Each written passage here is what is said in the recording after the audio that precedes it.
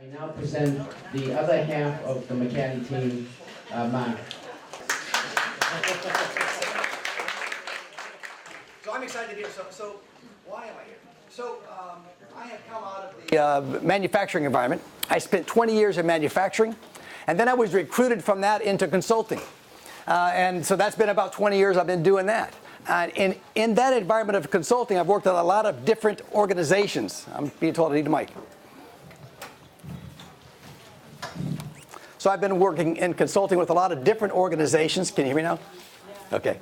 And that would be financial industries, manufacturing industries, heavy industrial industries, higher ed university campuses. And one of the things that I've found is what Peter Drucker talks about in organizational development says that 85% of all issues across all types of organizations are the same because those organizations are made up of people.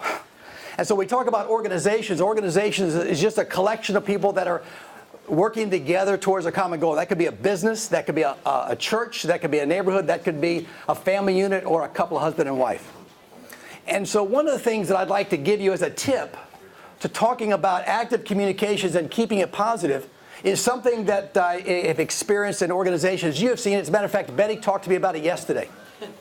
One of the things that we find in organizations is what do those organizations do when people do well?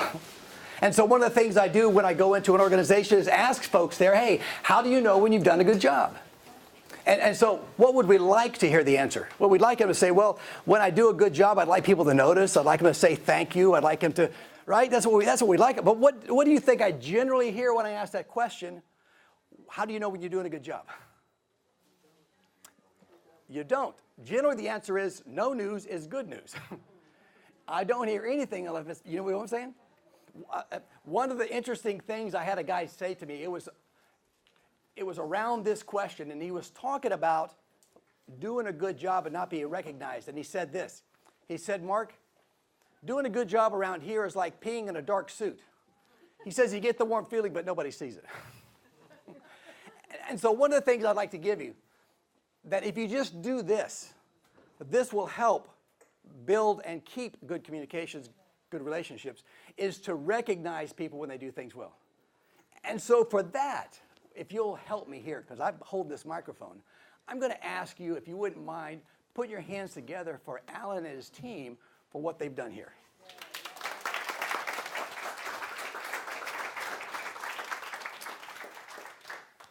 Do that at home too. So we're going to talk about is active communications, keeping it positive. Look at that picture. Isn't that a beautiful picture? That is a picture of a newlywed couple. I know them. This is our middle son who was just married last September. And so the things I'd like to talk about are the things that we can do to keep those relations positive. And so I'm going to challenge you to think about how do we have good communications with our care partners, with our family members, in such a way that we're able to keep communications positive and have them become closer. So one of the things I'd like to do is give you some things we're going to be hitting on in today's agenda. We're going to talk about some basic rules for communication, give you a couple of tools for communication, and talk about a couple of different ways that our relationships can go, results that come from conflict. So when we talk about this, I'd like to give you this slide because Jack talked about this earlier. It's something I'm sure that we've all experienced, and I wanted to bring this up to us. This says, look for the seed of good in every diversity. Now there's a quote that I like, and it says, you know, that pain and suffering is inevitable, but misery is option. And what that says is, let's find that good. And I got to tell you that I have experienced that every time I've been around this group, that you guys look for good, that you decide that even in tough circumstances, you're going to keep smiling, right, Betty? So that's what I'd like us to think about as we talk about communicating in different situations and running into a situation that maybe a little conflict is involved. So here's a question I have for you. Do you have someone in your life that you can talk to, you can say, here's what I did or here's what I'm going to do, and they will look you in the eye and say, what are you, idiot? Why would you do something? Why did you do that? Does anybody have somebody in your life like that? Yeah, family member, friend, right? Now here's what I want to show you. When we think about that person that is in your life, where is your trust level in them? Here's what's going to happen. I'm going to make a statement. It's going to be like a question, and then I'll pause. And that will be a time to jump back in, right? So this person that can talk to you and say things that you may not like, you may not agree with, but you listen to, where is your trust in them? High. Why is it high? Why do you trust them? Even when they say things that may be uncomfortable for you. Why do you trust them?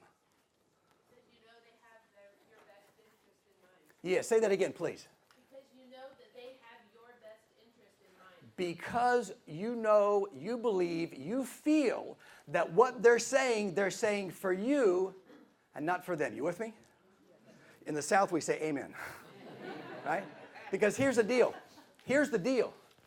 When we talk about communicating with other people, if they believe that we're about me, they're not going to listen. But if they believe I'm trying to, whether I am actually doing it or not, in other words, whether I have the ability to do it or not, if I am trying to look out for them, there's trust. That's a key principle. Now, we could delve into that, but I'm going to cut that a little short and let's get on to some good stuff. If you begin to see some conflict, check and say, okay, how am I coming across? And sometimes you just got to say, hey, look, I'm just trying to help. And it will help that trust. Okay, here we go. Now, conflict has a couple different ways you can go. We'll come back and talk to this a little bit more. But one way is good and one way is bad. And in terms of good and bad, we're talking about in terms of relationships, in terms of outcomes, in terms of results. So let me talk about conflict, right? Now, as Laura said, you got to listen to what she said when she was introduced about us. She said, we've been married 33 years. Now, you see, I take a more positive approach. I say that this May 2nd, I know the date, this May 2nd, we will be married 34 years. You see, I'm looking forward to the future, right? Okay, so we've been married 34 years, and I got to tell you, in our earlier years of marriage, we experienced some conflict. How many people have been there? Here's the situation. We've been married maybe 2 years, maybe 3, I'm not sure. And we're driving on the highway, in the interstate, just the two of us, before kids. We're driving a little T1000 car. You know what that is? A little car, only big enough for 2 people. That's all we could afford. We're driving, the radio's going. She's in the passenger seat. I'm driving, and I'm talking to her. Hey, baby, and she's talking to me. This is love. And then she turns to me in the passenger seat, and she asks me this question. She says, Mark, are you thirsty? And I said, no. We drive a little farther, and then she looks at me. She says, Mark, do you need to stop and use the bathroom? And I said, no. And we began to continue driving, and then I noticed that she was not talking anymore. And I looked at her, and I said, are you okay? And she said, what? Yes, I'm fine. Was she fine? No, what was the problem? She had to go to the bathroom. She didn't say that to me. But see, here's where conflict comes in. Conflict doesn't mean anything really big and bad. It just means we're not getting along, we're not communicating. There's a little loss of productivity. When we have conflict, sometimes it's because different goals. I'm driving. What's my goal? Get there when? Fast, as soon as possible. I was in a convoy. I was making. What's her goal? Yeah. She wanted to get there, but it wasn't fast. Values also can create conflict. What is my value as a guy? Yes, I want to beat the record the last time we did, right? What is her value? Covered bridges. Nowhere on my radar, but that's what she's interested in. And how about this? Communications. Now, this is, okay, I'm male stupid, so, all us guys, we can relate. She says to me, are you thirsty? Do you have to? And I think, what a wonderful wife that I have. She cares so much for me. Now, what is she thinking when she's thinking, what an idiot. Why did I marry this guy? I said, that's what we're talking about is conflict. It can happen. And it's what you do when you're in those situations that makes the difference between success and failure. So I want to show you, when we talk about the differences, one of the outcomes that can come from conflict situations is negative outcomes. Look at that list. Have you seen the things like that? Have you experienced before? There's some kind of conflict around goals or values, communications, priorities, decreased motivation, stress, hostility, worsening relationships. Those are some of the things that can happen if we haven't been able to manage our interactions well. Now let's look at some of the things that can come from some of the positive outcomes. Some of the positive outcomes says, let me go back one. From the positive outcomes says that those healthy interactions, they grow, they continue, that we grow closer, that our feelings are communicated, that's less stress and anxiety that comes from that there's a willingness to change, increased motivation, that's commitment. Jack talked about that earlier. and creativity that comes from positive outcomes. So I'd like to talk about how we can get those. Is that okay? That's what we'd like to have, right? With our spouses, with our kids, with our parents, with our care partners, with our medical team. So some tips for keeping it positive. Then let's talk about some tools for keeping it positive. And then I'd like to give you an application. Let's talk about what we can do when we go back next week. So some tips. When we talk about keeping it positive, start with a positive attitude ourselves. How many besides me are raising our hand on that one? That says sometimes when I'm dealing with folks, how many people have had a big Thanksgiving at home with family? Right, so you know what I'm talking about. That says, I've got to get myself there. I've got to be positive. I've got to be going back to that looking for the good piece. I've got to start there. Because you're going to find whatever you look for. If you look for bad, you'll find it. So I says, I got to start with myself. I got to say, let's look for the good. Another thing I can do is listen more and talk less. How many of us have difficulty there? Right? It's like, look, yes. That says, in those situations, my temptation, when I'm in those situations, I want to educate. I want to persuade. I want to communicate. And that says, if I need to keep it positive, I need to listen. I need to hear them more. I've got viewpoints. I want to share that, but I need to make sure that I'm listening for them. What am I listening for? I'm listening to understand their needs. There's something going on there. There's something that they need. There's something that they're trying to fulfill. And I need to understand what that is to see if I can even fulfill it or not. And then, interestingly, what I want to be able to do is I want to be able to work together towards common goals that we have. I want to talk about that because that's a real key part of dealing with situations that can be adverse or even controversial, full of conflict. Common goals. Jack talked a little about that earlier, right? We're going to come back and talk about that. So that says I need to get myself squared away. I need to be able to talk, but I also need to be able to listen. That says ask questions and really hear. And then I need to find out what it is that they're looking for, what's their need, and where are we together, where is our common goal. So this is an axiom. I want to share this with you. This is an axiom that we talk about in leadership. So I left this slide up here the way that I normally would give it. Axiom 1. Would somebody do me a favor and read that out loud for us, please? When a person is agitated, angry, frustrated, or otherwise upset, the first words you hear him or her say very rarely represent the real problem that is disturbing him or her. Wonderful. Thank you for that. How many people have experienced that? Somebody's upset, and the things that they say when they're upset aren't really what they're upset about. I hate my friends. I hate my school. I hate my job. I hate my boss. I hate my coworkers, right? And the challenge is that that's what comes out. Why? Because that's an emotional reaction. Goldman in his book talks about it as an amygdala hijack. It just says we're full of stress and pop, there it goes. Now, if we're on the receiving side, here's the challenge, axiom 2. This says most often, when we're the person who hears that axiom 1, the thing that they say, is we act on that instead of what the real issue is.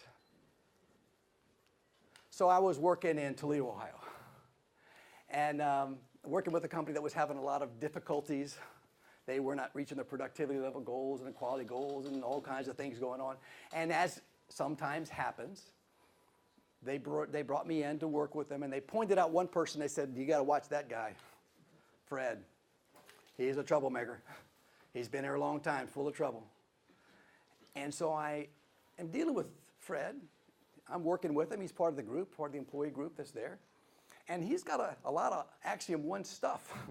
He's got a lot of stuff that he's complaining about that he doesn't like. Things that shouldn't be that way. You know, they don't listen to us. We don't have the parts we need. We're not getting together well. And I'm listening to that, but rather than dealing with that, I'm listening, trying to find out what he's actually saying. What does he need? What does he like and not like? And guess what I learned? I learned a lot of things he was complaining about. Things that he didn't like, I wouldn't like either. I heard a lot of things that he said that shouldn't be that way. He was right, they shouldn't be that way. So I would listen to him, and I'd say, well, Fred, how did that get that way? And he would explain to me, well, what do you think we need to do to fix it? And he would give me his ideas. Well, here's what happened. I developed a relationship with him. He was talking to me. He wasn't talking to the people he worked with. And then I would go to his bosses and say, did you know this problem over here? And they go, oh, yeah? And I would say, yeah, here's what's causing it. They go, oh, my. And I would say, well, here's a solution. And they would go, that's a good idea. You're smart. And I said, it's not me. It's Fred. Why? That's a temptation we have, is that sometimes we want to jump on what they say. I hate my school. No, why should you hate your school? Your school's correct. Hold on. It's not the school, it's something else going on. So let's talk about some tools for that. When we talk about paths of conflict, that says sometimes things happen, an event occurs, and then we have a response to that. And that could be either a constructive or destructive, a good response or a bad response. And what this response is what? Finger pointing. Do you think that's a good response or a bad response? Usually it's going to lead to something that's not good. So we've got the event, and then we've got a response, and that could be a good response or a bad response, but when you got finger pointing, the outcome sometimes looks like this. So what I'd like to do is talk about what kind of responses can we have that are different from the negative ones. And to the point that we can think about the things that happened this morning, yesterday, last week, last month, we cannot change that. The event occurred. It occurred. What we can change is what happens today, tomorrow, next week. So when we talk about a good environment or a bad environment at home, what I'd challenge you to look for is what kind of responses are there. Are the responses that you see focused on the person, or are they focused on the event? So when I say focused on the person, that's conflict. That says you didn't do what somebody wanted you to do, or you did something somebody didn't want you to do, or you said something you should have said, or you didn't say something that you should have. So those are the personal. That's somebody didn't take the garbage out. You didn't take the garbage out. You don't care. You're not helping out. That's those personal attacks. And what kind of outcomes comes from that? It's more destructive. It's more negative. It more isolates, as opposed to talking about what the issue is. Now that issue says, hey, the trash didn't go out. What happened? That's talking about the issue instead of talking about the person. So when we talk about that, it says people who do well and good in times of conflict are those that can lead well in times of conflict. What does that mean, lead? That just means they're able to manage themselves, right? Start with a good attitude. They're able to listen more, talk less. They're able to find out what the other person needs, and they're able to work together towards common goals. Now, when we talk about conflicting goals, that's one of the things that we frequently see. And so have you ever experienced that at work or at home when there has been some kind of a conflict, some kind of a disagreement because we had different goals? Anybody have that? So when we have those conflicts because we have different goals, what is a good solution? How do we solve that instead of having two goals? Negotiate, right? That's around what? Shared goals. Around shared goals. And that's really what we want to be looked at. And so we talk about having conflicting goals. Let's talk about finding the shared goals and negotiate or work together towards those. So that says, okay, we've got person A, they've got their agenda. We've got person B, and they've got their agenda. And then right there in the middle are some mutual goals. Now here's the rub. Here's the thing I'd like to share with you. It is easy when we have different goals to recognize that and to come together to say, let's have one goal. Yes? But we still have conflict because we have one goal. Why? Here's the catch. We still have conflict when we have one goal because of the definition is different. Jack talked about that. When he talked about shared decision making, do you remember that conversation? A little bit earlier this morning. Having a conversation with your doctor to develop shared decisions. That's what he's talking about. That says there's a common goal. We want you to do well. You want to do well. They want to help you do well. But the definition is different. So Jack says, have the conversation. Develop a shared decision. Let's define what our common goal is, and then let's work together with that. Now, do you think that sometimes those conversations might be a little funky, a little crazy? They might be. So I'd like to give you some things to think about, and I'd like to give you an example of what we might do in situations to help us to get through some of those different conversations. Here are some strategies we think about. How do we address situations where there may be differences to find that common goal? Encourage the other person to express his or her opinion. We talked about that, right? Listen more.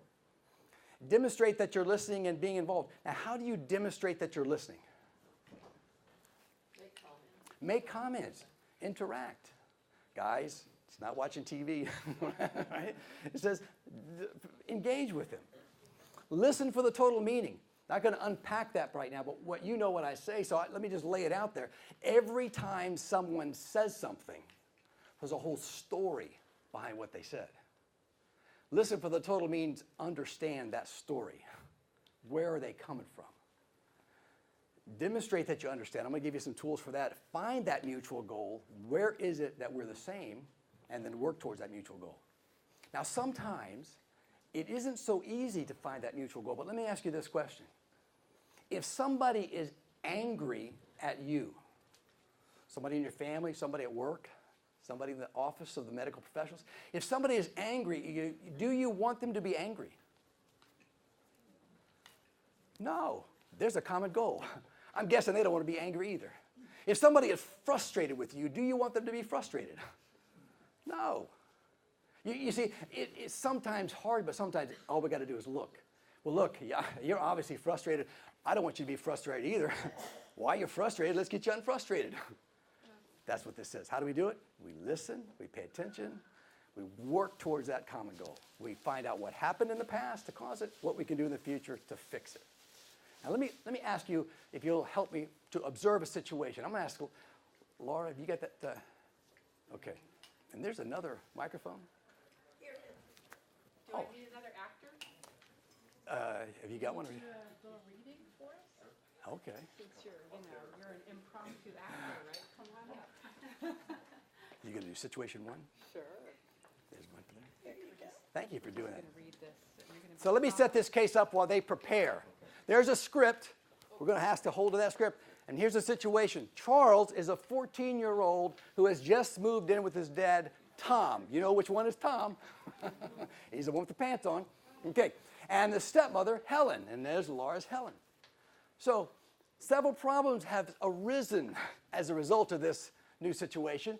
And Helen is upset. Is that possible? Yes. And so Helen is going to talk to Tom about Charles being selfish and unthinking, and she is talking to Tom in private.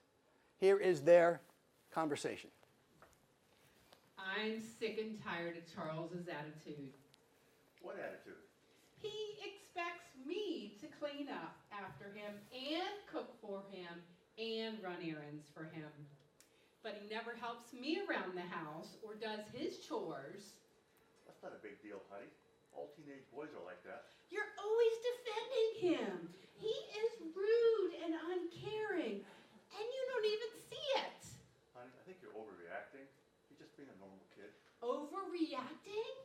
I'll tell you what the problem is. You're both alike. Neither one of you cares about me. That's not fair. You have no right to say that. You know how sensitive you get about things that don't matter. You're the adult, not Charles. Why don't you grow up? That's really good. I made my point. Thank you, thank you. Now, there's another one, number 2. I'm asking if you wouldn't mind to do that again. We're going to do that in a few minutes. Okay. Thank you for that. Thespian, right? Impromptu up there. Now, what happened to that situation? Escalated. Okay. Was there good listening? Was there any listening? Did they find a solution? Was there respect demonstrated? So what do you think happened as a result of that conversation? Divorce. Yeah, worse, divorce. Tom sleeping on the couch tonight. Yes. Does it sometimes happen like that? Does it sometimes happen like that at work, at home, in the doctor's office, the daggum nurses trying to stick stuff with you? Yeah, sometimes it happens. So let me just talk about a different way we might have those conversations. Let me give you some tools. I'd like to give you these tools, let you go out and play with these, and I would encourage you to play with some of these tools starting tonight. Paraphrasing, reflecting feelings, open-ended question, and listen with your body. So we're saying in those situations when Tom is talking with Helen about Charles, and it's a potentially jugular issue, it's potentially sensitive issues, let's use some of those tools. So let's look at paraphrasing. What is paraphrasing? You're familiar with that one, Minnie? repeating what you hear them saying, summarizing back, not using parrot words, but summarizing back your words. What is the value of paraphrasing? Shows you're listening. You got words, Foreman. Feedback. Shows you're listening, provides feedback. Clarification. Yes. Now I'm going to ask, can I come back over to you guys? Sure. Okay, so here's the question I'm going to ask. Shalom, I'm going to ask if you'll ask this question. This is, what do you like about cruising? And I'm going to ask Mark if he will paraphrase, show us what that tool looks like. So what do you like about cruising? I like spending time with Mark because he works so often. Okay. I like the relaxation of it. And I like visiting different ports. Very good. So, Mark, would you just paraphrase? So, if I understood correctly, you like the freedom of going different places, right? Spending time together, and the relaxation and stress-free environment. Yep. Yes? Yes. Excellent. Thank you. How about a hand? Thank you for that. Now, what was the value of that little conversation, that little tool? They understand each other. I heard over here? No. Okay. Reinforces it. My opinion. We don't paraphrase enough, especially when there's tension, resistance, potential conflict. That's a good time to slow down a little bit and say, make sure I heard what you said. I have been in meetings at church, at work. I have been in meetings where people were arguing with each other, and I call it dancing with the same partner. They were arguing with each other about the same thing because they didn't hear each other. Yeah. I can hear what you're saying, but the microphone's not. Oh, thank you very much. So what's the magic to this here? The bottom, thank you. Thank you. Yeah, exactly right. Appreciate that. So you said you couldn't hear what I was saying clearly. All right. Let me give you, okay. Okay. It might have died, yeah. Paraphrasing, you can say, so you say, or simply restate portions of what you heard. Why? To demonstrate to the other person that you were engaged, to hear the other person. Thank you. To hear the other person, let them know that you've heard it and get clarification. Make sure you are talking the same thing. Paraphrasing. Another tool is reflecting. Now, reflecting just means, like paraphrases, paraphrase listens to the word and says, here's what I heard you say with your mouth. Reflecting says, here's what you say with the other parts of your communication. How many of you saw the movie Hitch? Will Smith was the dating coach, right? He gives this out. Let me give you this number specifically. When we communicate, 707, one single digit, 7% of our communication is words. 93% is nonverbal. That's tone and body language. And what this says is sometimes people say good things. They say, I'll do it. But the way they say it clearly indicates they won't. Have you ever had that? They say, I'll do it, but they say it like this. I'll do it. That says, whoop, something's off here. And so what this tool does is it says just reflect back what they're communicating to you with other things besides their words with a tone of body language. How do you do that? Well, you restate what you think their feelings are. And you put a name to it. And you use phrases like you seem or you feel or I can tell. So if I said to you, I would do it, and I said it like this, okay, Rhonda, I'll do it. What do you think I'm feeling? Resentment? Hesitation? So that's just to say you seem hesitant. You don't seem comfortable with this. It's the same value as paraphrasing. This just takes it up to another notch. Now, what I'd like to ask is if we can get Tom and Helen to come back up. And Tom has been to the session. He's learned these tools now. So he's going to do better, let's hope. I already left. There's no point in having this conversation. She doesn't know what she's talking about. Now, would you talk in the mic so they can hear you because you have the key part? I'm sick and tired of Charles's attitude. Helen, you look really upset. What has happened with Charles? He expects me to clean up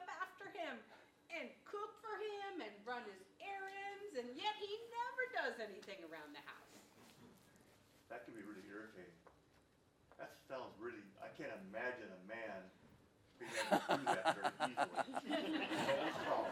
But That wasn't on the script, but you heard it live here. that can be really irritating. You bet it is. I get so frustrated when I do things for him and he doesn't care. It must be tough being a stepmother to a teenager. Yes. It seems as though I get all the bad parts of being a mother, but none of the good parts. That doesn't seem fair to me. As a parent, we want to have good relationship with our kids. Yes, I do. I know this has been tough for you, and it doesn't help things when Charles comes across that way. I can see how that would be frustrating. Well, it helps that you understand.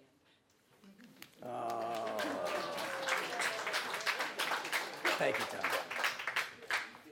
How was that different? Say it again. Still no solution. How was it different? He didn't get really riled like she was. There wasn't the buildup. He stayed calm. Yes. He stayed calm. Yes, he stayed calm. He didn't get emotional, didn't get riled. What else was different? It wasn't argumentative. Wasn't argumentative. Now, here's my question. Did he listen? Okay, seemed to listen better, seemed to hear what she was saying. Or pretended. Or pretended. Yes, yes, yes. That's right. That's right. Right? That's okay. Sometimes. Was there respect shown? Okay, we're doing right. Did they get a solution? No. They didn't get a solution. So where are we at now? Opportunity. Yeah, they opened the doors for more communication. Yes. Now we're at an opportunity. What happened after the first conversation? Doors were closed. So you don't think it's likely that she would have at some point said, oh, fine, so what are you going to do about that? That's right. So what we're doing is we're creating that opportunity, and she might say, what are you going to do about it? Now, where are we at? Now, he's not sleeping on the couch. Now we're not going apart. Now we're together. Now we're saying what? Well, let's talk about it. All right, so here's options. He could say, well, let me tell you what I'm going to do. I'll take care of it.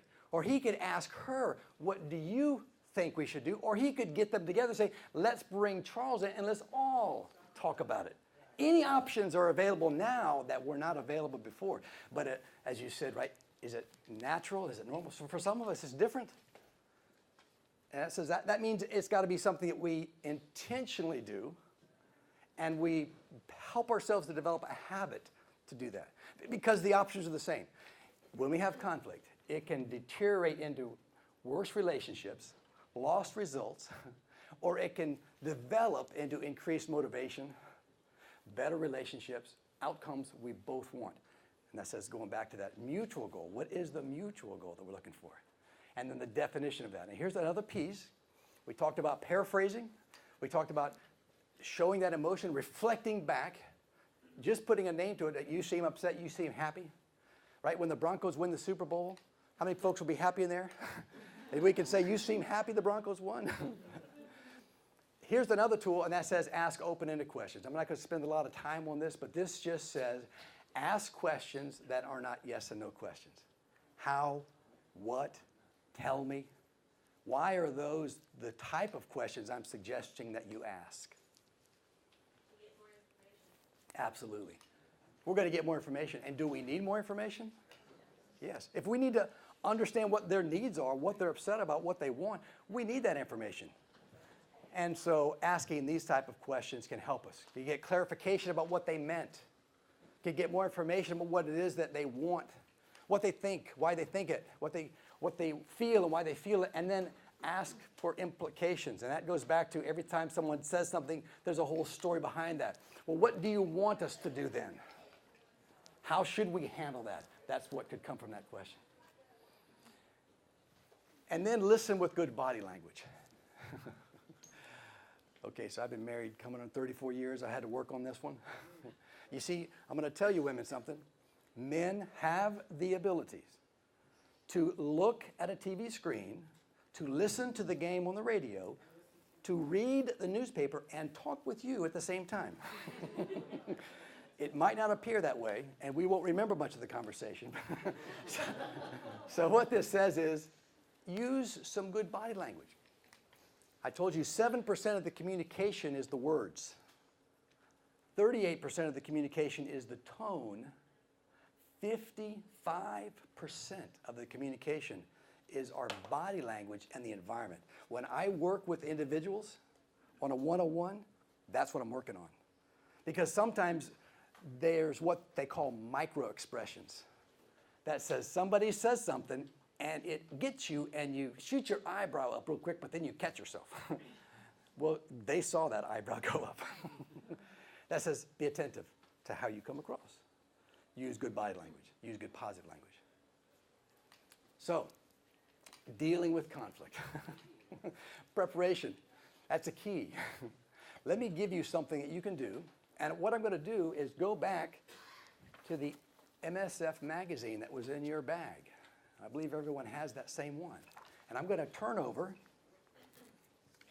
to an article in here that is on page 32, and it's called The Ins and Outs of Disclosing MS to Others. Do you think there might be some opportunities to use some of these skills in those situations? Sure. Clearly. What a wonderful article when I saw that. It's written by Dr. Laura Steppelman, and I'm just going to share a couple of things here. Research findings suggest that there are emotional and practical benefits of disclosing some information, but it has some guidelines. It says one size approach doesn't fit all, depending on your situation, depending on their situation. So it says, all right, I need to ask myself some questions. Why do I want to disclose this? Who do I want to know? And it talks about being selective and the pros and cons of each of those. And it says that in some of those situations that you might have, there may be some emotion. Emotion on your side because it's a very personal thing. Emotion on their side because maybe they didn't know and maybe they're overwhelmed. And it says it's good to have some communication tools in place that can help you to manage some of that emotion, your emotion and their emotion. And sometimes the communication tool that you need isn't up here. It's called a timeout. It doesn't mean go stand in a corner. What it means is what you're doing ain't working, stop doing it and do something different. And a timeout sounds like this. Wow, right now this seems to be a lot of emotion. How about if we take a timeout and come back and let's talk about this tomorrow? That's a good conversation at work. I've got some friends who are people with MS and they talk about some of those concerns with that work relationship. And that says, that's a good article and these are some good tools that you might use. Now here's the thing. Until you develop a habit of using these tools, do you think it'll be natural to use these tools? No. So how do you help yourself to develop a habit of using these tools? Oh, who said that? Practice. Yes, practice. So here's what I'm going to ask you to do. I'm going to ask you to practice. We're going to go in a little bit to a nice little gathering, and then we'll be in different places, and then we'll probably see each other as we get off the ship tomorrow. But when we bump into each other, I like us to practice. And that says practice with each other, practice with the people who are on the tables that you sit with, practice with the people who work with the boats. And what I mean by practice is use some paraphrasing. So when someone says something, simply paraphrase. So what you're saying is, when you see somebody express some emotion, positive emotion or negative emotion, simply recognize that and put a word to that. You seem happy. You seem sad. Practice that. And practice using open-ended questions. How, what, and tell me. I was working in Charlotte, North Carolina with a group of leaders in that city, and I asked them to go home and practice these tools. And the next day, as I normally do, I ask for feedback. And one of the ladies in the session says, that question stuff doesn't work. I know what I think. That sounded different, so I asked her, what do you mean by that? That was an open-ended question. And then she says, well, I asked my husband open-ended questions, and all he said was yes or no. I know what I think. That didn't seem to make sense, so I had to ask another question. What questions did you ask open-ended? And she said, well, I asked him, did he like his dinner? Did he have a good day at work? And all of a sudden, she caught herself and goes, oh my gosh, those were not open. Those were closed. So I'm asking you to practice paraphrasing, demonstrating to people that you've heard. I'm asking you to practice that reflecting, acknowledging some of those emotions, and I'm asking you to practice open questions. Some of us is more natural than others, right? But I meant you to develop that. Can we do that? All right. Work towards mutual goals. Mutual goals with mutual definitions of those goals. Jack talked about that. I want to go back and highlight that. That was something. That was amazing. and think that the only currency you have influential is communications. So I want to see if there's any questions, and then see if we're going to head down to that party. How we doing? Good. Any questions? I will be at the party. So if you have questions, I'd be glad to entertain those there. I have to tell you again that I have had a wonderful time on this trip and in past trips as well. It's wonderful people, very inspiring to me. Jack talked about it earlier. I just emphasize that as well. So inspirational that you guys are for us. Thank you very much.